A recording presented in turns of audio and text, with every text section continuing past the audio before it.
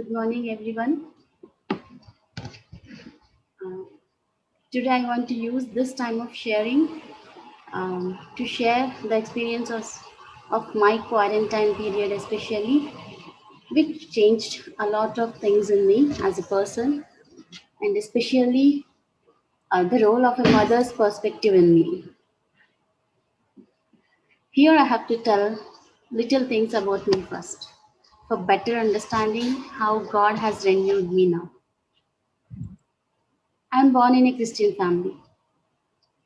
And so I have been to Sunday school in all the days of my childhood, to youth groups and camps in all the days of my teenage, and a regular church goer in all these days of my young age.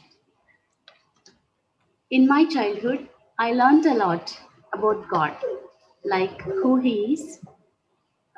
God loves us, God is so gracious, God forgives, what He likes, being us as a good person, we have to be kind to others, and also what he doesn't like or hates, like telling lies, stealing, and all.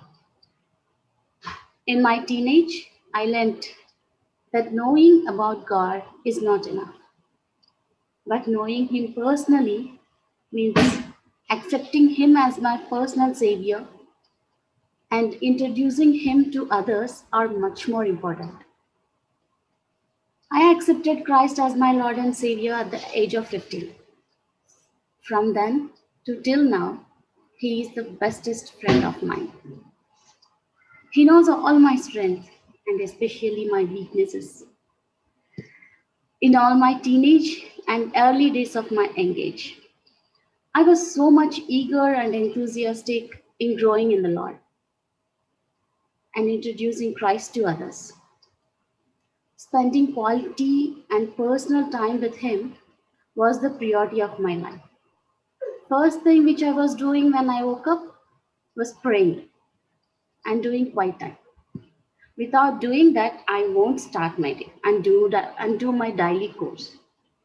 Doing quiet time was the only fuel of my life.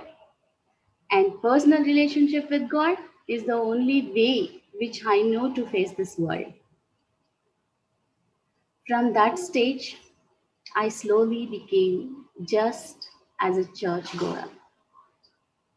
I had let my responsibilities and duties like job, marriage, child, and including God's ministry. As you all know, we involve in UESI ministry and all. Take over the God's time. That personal time which I used to spend with God and which was the only fuel of my life once. Because of that, I fell into temptations very badly. I could not able to face challenges of my life. I was running away from them by finding temporary solutions. I knew in my inner heart that what I was doing is wrong in God's sight. Because of that, I faced a lot of struggles in my married life. But as we know that God is so loving, He reminded me so many times where I'm going wrong, what I lack, with His gentle warnings. Very clearly, I could sense those warnings are from God only. But because I felt responsibilities, duties, worries, struggles, laziness, temptations, self pity, and also complaints between me and God, I could not able to obey to His voice and warnings. All my complaints were mostly by comparing with others. You know what? Especially with Jason. Even though I'm on the wrong track, deep within me, my spirit was feeling desperately helpless and alone to come out of. I tried in my own ways to come back onto the right track, but I failed. What the scripture says in Romans 7:15 to 25 is exactly just about me. In 7:15 it says, I do not understand what I do, for I want for what I want to do, I do not do, but what I hate, I do. From verse 22 till 24 and all. Now I do, if I do what I do not want to do, it is no longer I who do it, but it is sin living in me that does it. So I find this law at work. Although I want to do good, evil is right there with me. For in my inner being, I delight in God's law. But I see another law at work in me, waging war against the law of my mind and making me as a prisoner of the law of sin at work within me. What a wretched man I am. Who will, who will rescue me from this body that is subject to death? I tried to be a good daughter, sister, wife, and a mother. I always wanted to be like the woman in Proverbs 31, but I couldn't be as I wished for. God is the only witness for that war between flesh and spirit, which was going inside me. For the tears I shed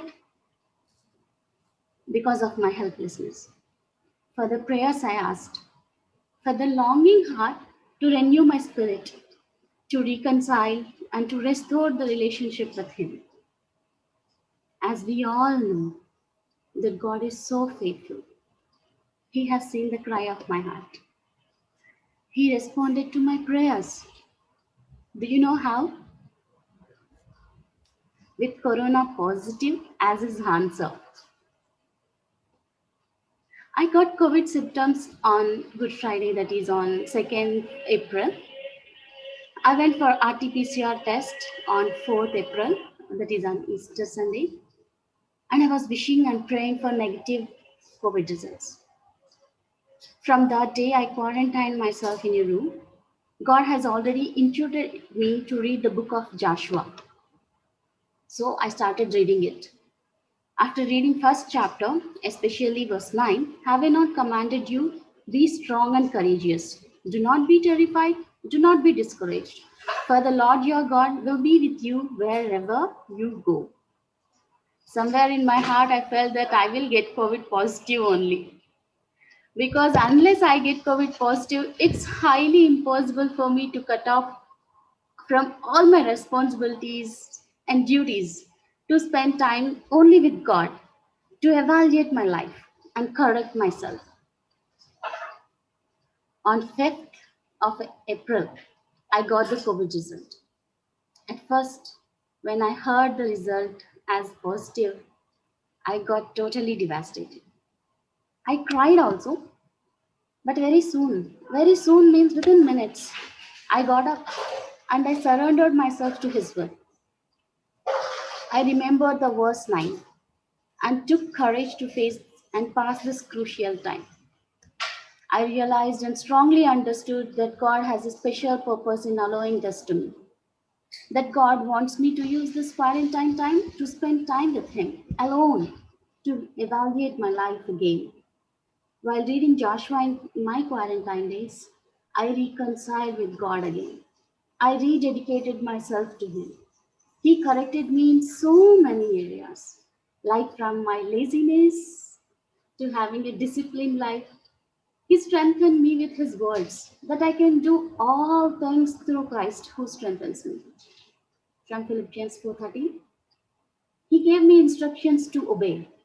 In the first chapter of Joshua, He commanded me to follow them. He encouraged me with His promises. And I took 12 decisions from the Jordan, which is Corona in my life, as a reminder that God made me and my family walk through the dry land of Jordan, Corona again, by crossing it without any fear. And as a reminder that God has given me and us a second chance to live and proclaim His goodness and His faithfulness to all generations. Those decisions, which I took under God's guidance, gave me an outlook for how I can be like a woman as in Proverbs 31, which I long to be like. I realized as a working mother, I need to be get disciplined first to achieve everything what I wished for. Everyone will have their own struggles in their lives, like I do. As mothers, we may or may not be having same problems in our lives, but we do face challenges, one or the other. Here I want to share a picture which I hope gives us a clarity to understand where we are now, how to face those challenges in order to be godly wife, especially as a godly mother, to raise godly children. Uh, I want you all to just keep this picture in your mind, because if there is no vision, that implies as total failure. If we have vision but no plan and no action, that will remain as only a dream. And if we have vision and plan, there is no action, that will result in a guilt. If we have vision, plan, and action, there will be a little success. And if we have vision, plan, action, and evaluation also, then it will become a moderate success. And if we have vision, plan, action, evaluation, and response, then it is highly success. Um, I want you all to turn, if possible, to Props 31. And I'm really so sorry for keeping you wait and making you all to just sit silently. I'm so sorry again. And if possible, just let's turn to Props 31. I know already Kavita Didi has read it, but I just want us to go through this again, just to have a clear idea which I want to share in my heart. Um, so let's see what our vision, plan, and action, evaluation, and response should be as mothers. Every woman wants to be as a good wife and lover by her husband. She wants to be the first and most valuable person in her husband's life. But how is it possible? How can we be so much valuable in our husband's life? In Proverbs 31 verse 10 says, a wife of noble character who can find? She is worth far more than rubies. We must be the women of noble character if we want to be the most valuable person in our husband's life. And so, being a woman of noble character must be our vision. If we don't have this vision, we live our lives as we like, which results in total failure. Having this vision of being a wife of noble character is not enough, because if we do not know how to achieve it, it will just remain as only a dream. Then how will we get a noble character? Further, we must have a plan. What is the plan? In verse 12, it says, she brings him good, not harm, all the days of her life. So, whatever we do, we must do it to bring good to our husband. Before doing anything for our husband, if we question ourselves that will it bring good to him or harm, then it will help us to do only good things. How can we bring good things all the days of our life? Our actions shows how much we really want to bring him good. Verse 15 to 25, all the actions which this lady did for her family is written. We must list out all the actions we need to do for the benefit of our family life. As an example, I want to share 3 to 4 things from my action list, which God has taught me in this quarantine period for the benefit of my family. Action 1. These are my actions. These are my things in my action list. And so in verse 15, it is written, she gets up while still dark. I was always wondering how Sister Kavita Devi, how she can woke up at the dawn. I mean, she wakes. When I asked her once, Didi, when will you wake up? She told me like around 3 and 4. I was like, huh? How can you wake up at the time? And what will you do? But now I understand. It shows the disciplined lifestyle of a woman. God taught me also to wake up early in the morning and to have a disciplined lifestyle in a day. If I get up early, I get a lot of time to do the things in order. Else everything will get overlapped and all the works become hodgepodge in my day. I get confused in prioritizing my works. If I get up lately, I get less time, which results in postponing so many things, which later makes my life hectic and stressful. So, my action one is getting up early in the morning. Action 2. In verse 16, it is written, she considers a field and buys it. Out of her earnings, she plants a vineyard. It shows about how she manages her finances. I also must have a budget plan for my income to manage the finances wisely. Else, there is a chance that I will waste my money on unnecessary things. Action 3. In verse 17, it is written, she sets about her work vigorously, her arms are strong for her task. It basically shows how much strong she is physically.